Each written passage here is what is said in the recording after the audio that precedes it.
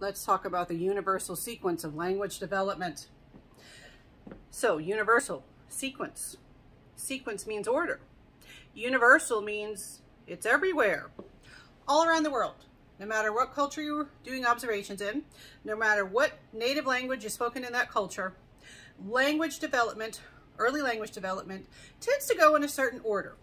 All right, so where do we start? Where do we begin? Well, you have to be able to make sounds with your mouth. In the beginning, we have reflexive sounds. We talked about reflexes in a previous video. Reflexes, remember, you don't control them. They're not voluntary. But an infant, they can make noises reflexively. Over time, as they engage in sensory motor exploration, to use another term from a previous video, they start gaining control of their body, including their mouth and their tongue and all the equipment for making noises. And they start to discover their voice, common term that we often use. They gain control over their mouth, and one of the first things that they will learn to do is they will make controlled sounds called cooing. What is cooing? These are sounds from the back of the throat. You can think of them as vowel sounds. Think cooing. You might have heard that word for like a pigeon cooing. You know, birds going, ooh, ooh, ooh. All right? Babies can do that too. They can go, ooh, ah, ugh, and they can make all of these noises. They start with these noises. It's easier for the mouth to make these vowel sounds or back of the throat sounds. When they start, they don't just sit there and go, eh. They put pauses. They put inflection in there. They sit there and go, ah, ah, you know, spend some time with a young baby, you know, first 3 months or so. And when they start cooing, and these are not exact ages, by the way, you know, when they start cooing, you start to hear that, and they show they've been paying attention to what human language sounds like. And they will add stuff that makes it sound like human conversation in there. If you talk to them, and research definitely indicates that you should, all right, you see them making your noises, talk to them. Hello, in your infant-directed speech, using another term from a previous video. Hello, what are you doing? Give a pause. Give them the opportunity to respond. And they may look up at you and go, ooh. All right? And you keep talking to them. I've had some people see me do this, you know, back when my kids were little bitties. And they're like, you don't understand what they're saying, do you? I'm like, no, of course I don't. I don't speak baby. All right. I'm not like the doctor in Doctor Who. I don't speak baby. All right. And they'll say, but well, what are you doing? I say, you know, this is not about me. This is about them. They benefit from getting to practice their conversation skills, getting to learn the give and take of human conversation. So should you speak to babies before they can form recognizable words? Absolutely, you should. All right. So they can do this cooing. Eventually, they're going to gain more control over their mouth muscles, their tongue, their lips, and they will be able to start to form some consonant sounds. And they will form these repetitive vowel consonant combinations that we call babbling. You probably heard that term babbling before. Babbling is one of these words. Do you remember your English classes, perhaps, when they told you about onomatopoeia? You may not be able to spell it easily. I can't without looking it up often. What is that? That is when something sounds like what it is. Like if you say splish splosh for water going splish splosh, it actually makes that sound. Well, babbling can sound like ba ba ba ba ba ba ba ba babbling. So it's one of those words. And so there are very common sounds that end up used for babbling in spoken language. So ba, da, and ma. They're very easy to make. They're not as complicated as a t or a s. You know, you have to do more complicated stuff with your mouth to make those noises. And if you look around the world, many languages have some kind of early word that's common to be a first word in infants that has those sounds like mama, da da, ba ba. I wonder how that happened. I wonder how we ended up incorporating those into the language. Because the thing with babbling is your gateway to forming words. All right, because you start making these babbling sounds and the human beings around you, the adults especially, they start to reinforce you and they're like, oh, what are you saying? What are you saying? Are you trying to say words? And then you might accidentally say mama when your mother is around and people get really excited. Did you say mama? Did you say mama? And the little baby's like, man, they really like it when I say this word. And they might start saying it more often. All right, so when can you say that they've given you a first word? Because that's the next step.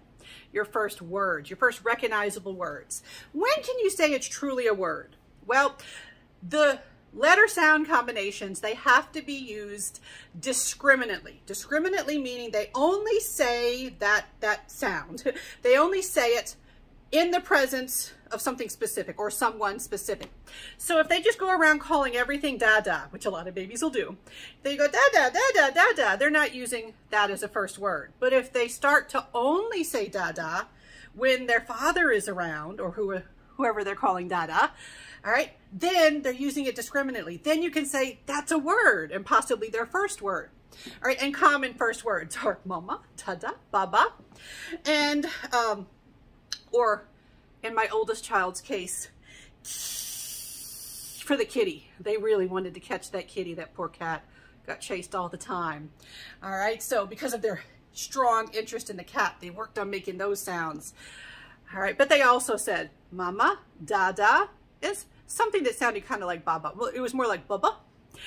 All right, so with babbling and moving into words, hearing and sound does seem to be an important component for that transition because deaf babies do babble. All right, even if they cannot hear, they do babble, but they stop babbling eventually and they don't move on to forming words. Now, deaf babies who've been exposed to sign language, who've been taught sign language, exposed to sign language and the adults around them, they will do something that looks like babbling in their signing. They will do this repetition of components, of signs. And so they will, they will even, babbling just seems to be something that happens when you are learning how to communicate with the language. All right, so for those that can hear, who can get that input, they will move from babbling to first words. Now, once you can say single words, you can say sentences. And you might think, well, no, you have to be able to piece them together with grammar to be able to make a sentence.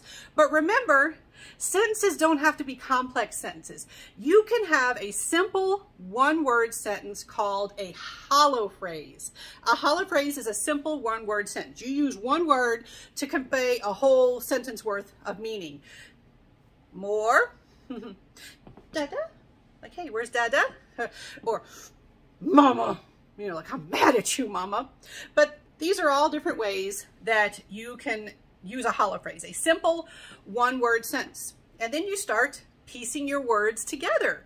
And you're not going to know complex grammar at first. Grammar is complicated for adults. It's really complicated for young ones. And so you will often have this thing called telegraphic speech, where you piece your words together in a way where you only use the most essential words.